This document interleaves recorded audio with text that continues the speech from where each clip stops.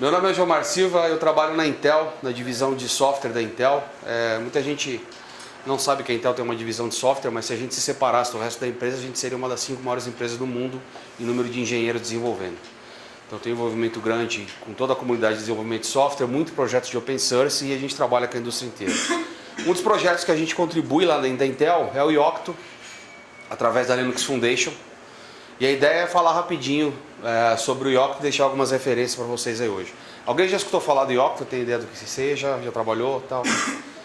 Bom, primeira coisa que eu achei legal do Yocto, quando eu conheci, é essa frase que está destacada no site deles. O Yocto não é uma distribuição Linux embarcada, mas ele cria uma customizada para você. É exatamente isso que o Yocto faz. Ele te ajuda a criar a tua própria distribuição de Linux. A gente estava conversando mais cedo que esse mundo das plaquinhas, dos mini PCs, etc. É um negócio interessante. O mundo embarcado em geral, ele é um pouco diferente do desenvolvimento que a gente está acostumado, que você pega um equipamento com um sistema embarcado lá dentro dele e você desenvolve para aquele sistema. Nesse mundo novo, o ideal é a gente desenvolver do zero mesmo. Você tem capacidade de falar, o meu Linux aqui eu quero que tenha isso, aquilo e não precisa ter aquele outro. E você consegue otimizar e ajustar de tal forma que o que você entrega para o usuário final é uma imagem. Binário, ele bota aquilo para rodar no teu hardware e está funcionando. Então, um jeito de começar é você customizando o seu próprio Linux. Aqui está o link do projeto Yocto para quem tiver curiosidade de pegar mais informações. O que ele faz? Ele faz download de todo o código-fonte. Ele, na verdade, é uma série de ferramentas, repositório, etc. Mas, in a nutshell, o que ele vai fazer para você é fazer o download de todo o código-fonte que você precisa para aquele teu Linux. Ele vai aplicar todos os patches que você precisar. Ele vai fazer o cross-compiling daquilo. Ou seja, eu posso usar uma plataforma A para compilar para B. E ele vai fazer todo o gerenciamento de pacote para você durante esse processo. O que ele vai gerar? Ele gera pacotes binários. Você tem uma ferramenta no Yocto que você consegue adicionar um pacote ou remover, tipo um apt-get da vida, um dpkg. Tá? Por acaso chama opkg. Você cria imagens de sistemas Linux, você pode criar toolchains ou você pode criar SDKs específicos para a tua plataforma. Tá? Da onde veio o Yocto? Qual que é o histórico dele? Ele vem do projeto do Gentoo, quer dizer, a base das ferramentas do Yocto vem lá do projeto Gentoo. Se alguém trabalhou com Gentoo aí vai lembrar do Bitbake, que é usado. E aí ele veio evoluindo todos esses projetos até que em determinado momento o pessoal do Open Embedded criou a POC, que eu vou mostrar no próximo slide o que é, e aí surgiu o projeto Yocto para abraçar tudo isso. Tá? Então hoje esses projetos andam, principalmente o Open Embedded e o Yocto, andam de forma bem interligada. A POC, que eu acho que é um negócio legal do Yocto, ela pode ser resumida dessa forma aqui. Tá? Então o que ela vai fazer para você? Eu vou mostrar um caso prático com o Galileu, que foi até o que eu fiz para poder criar essa imagem que está rodando nele. Mas basicamente você vai ter arquivos de configuração de usuários, você vai ter metadados que são as chamadas receitas, os recipes, e os patches. Você vai ter os Board Support Packages, que são arquivos com o suporte mínimo de cada uma das placas que você pode trabalhar. E você vai ter as configurações de política. Uma configuração de política, por exemplo, eu estava conversando com o Ju, que é você dizer o seguinte: na minha distribuição eu só quero código GPL. Então se no meio do processo ele descobrir que uma dependência tua é Apache 2, ele vai parar e te avisar: opa, esse cara aqui é Apache 2, não consigo terminar. Tá? Ele vai te dar os alertas lá. O que ele vai fazer na hora que você botar ele para executar? Ele vai atrás dos códigos fonte. Ele vai buscar isso em releases de upstream de projetos, vai buscar em projetos locais ou vai buscar em alguns repositórios que são opcionais. Tá? Ele vai pegar cada um desses arquivos fonte, vai aplicar todos os patches que você disser para ele que vai aplicar, vai configurar, compilar e rodar autoconf conforme necessário. O legal é que ele faz isso respeitando a cadeia de dependência que você vai colocar. Eu vou mostrar um recipe do Node.js, vocês vão ver isso na prática. Tá? Depois, ele faz a análise do pacote, ele pode gerar o pacote nesses 3 formatos e gera targz também. Depois que ele tiver gerado um conjunto de pacotes, ele começa a aplicar uma bateria de testes de qualidade para você ter certeza que as dependências foram atendidas, que não tem nenhuma biblioteca quebrada nem nada do tipo. Quando ele fizer tudo isso, ele passa para a geração da imagem, que aí ele vai te gerar uma imagem, você copia isso para um SD e sai usando, ou copia para o teu device e sai usando, ou ele vai gerar um SDK. Tá? Esse processo de compilação do Yocto aqui, a primeira vez que eu fiz eu tomei um susto, levou quase 6 horas. Tá? Só que isso é a primeira vez que você roda. Na segunda vez que você roda, ele já tem o repositório local com os códigos fontes, ele simplesmente vai checar se alguém foi alterado e vai só baixar a atualização. Tá? E o mais legal, depois que você fez uma vez, agora eu quero alterar a versão X para Y do pacote tal, você pode compilar só aquela versão, receber um carinha desse aqui na ponta e usar o PKG dentro do Yocto para atualizar. É evidente que a hora que você vai entregar isso para alguém para produção, gera uma imagem nova com tudo prontinho. Tá? Então é isso aqui o que a Poke faz, o que o Yocto faz, e é bem interessante trabalhar.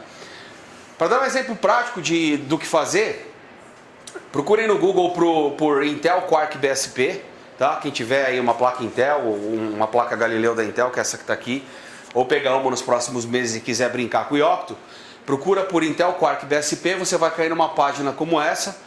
Tá? O BSP é sigla de Board Support Packages. Existem alguns BSPs que já fazem parte do projeto do Yocto nativamente, outros você ainda precisa pegar no fabricante. Tá? O da Intel por enquanto está fora. Então, dessa página aqui, os dois arquivos principais para baixar são esses aqui. Tá? O primeiro são os sources e o segundo é um PDF que vai te dar o passo a passo do que fazer. Tá? Abrindo aquele arquivo, aquele zip que a gente recebeu lá, essa vai ser a estrutura que está dentro dele. O arquivo que vai interessar para a gente é esse cara aqui, ó, MetaClanton. Tá? Abrindo o MetaClanton, a gente vai olhar que ele tem uma série de pastas dentro. Tá? Tem uma razão lógica de tudo isso funcionar. O jeito correto é você adicionar uma pasta para o teu software específico. Tá? Por que isso? Porque se amanhã o Yocto for atualizado ou sair um BSP novo, eu simplesmente baixo aquele BSP, jogo a minha pasta com o meu código e está tudo feito. Tá? Mas na pressa de compilar um pacote ou outro para brincar, você pode vir direto nessa pasta aqui, Recipes BSP, criar uma nova pasta com o nome do pacote que você quer gerar, tá? E jogar a receita dele lá dentro. Então aqui, como referência, vocês podem olhar como é que ele está trabalhando com o Groovy, de onde é que ele baixa, etc. Né? O que são essas recipes, as receitas dele? Basicamente é um arquivo de configuração que te conta qual o nome do pacote, qual licença ele está. O legal é isso aqui, o checksum da licença, porque se a licença for alterada entre uma versão e outra do teu software, ele vai te dar um alerta, olha, a licença mudou, eu não garanto. Então isso que garante a integridade que você tinha perguntado, Juca. Aqui as dependências dele, então ele sabe que para ele poder trabalhar com esse cara, ele tem que ter o OpenSSL já compilado, já instalado. Então se ele não tiver, vai ser o momento que ele vai olhar lá e falar, eu preciso do OpenSSL, onde é que eu acho esse cara? Tá?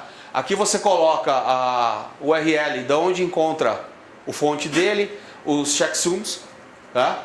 Tem mais alguns arquivos de configuração, mas o que eu queria chamar a atenção é aqui, ó. Você tem um arquivo que é o comando do configure, o comando do compile e o comando do install. Então basicamente o que ele vai fazer, a hora que eu mandar compilar, ele vai lá no repositório do Node, vai baixar o código fonte para mim, vai configurar o ambiente e vai executar a compilação inteira. E ele vai fazer isso para cada pacote que eu colocar dentro da minha distro. Tá? Então por isso que o processo todo demora algumas horas. No do Galileu específico, você, naquele PDF que eu disse lá para baixar, em determinado momento ele vai estar lá te explicando como é que você faz a compilação. Tá? Existem uns passos anteriores lá, mais de configuração de ambiente, mas a compilação em si é relativamente tranquila de fazer, são praticamente 2 comandos. Tá aqui o bitbake. A hora que você executar esse segundo comando, sai para tomar um café, de preferência uma caixa d'água de café, porque 5 horas vai dar tempo de tomar café pra caramba. Tá? E vai depender da conexão da internet, etc. E o que ele vai te gerar no final dentro dessa pasta são esses arquivos aqui, no caso do Galileu. Isso aqui basicamente você joga para um SD card, teu Linux está pronto, é só espetar no Galileu, ligar o cara na tomada e ele sai funcionando. Tá? Eu sei que vocês estão pensando, 7 minutos é sacanagem, eu também concordo. Tá? A maioria deve estar... Opa, ele me bagunçou a vida aqui. A maioria deve estar pensando além disso, ó. Onde é que eu consigo aprender mais ou pegar mais informações sobre isso tudo, tá? Então no Fizzly, há uns dias atrás, eu fiz 2 palestras legais lá com o Otávio Salvador. Não sei se vocês conhecem o Otávio Salvador, é um desenvolvedor Debian antigo do Brasil, é um dos maiores especialistas de Yocto que a gente tem por aqui, de Linux embarcado.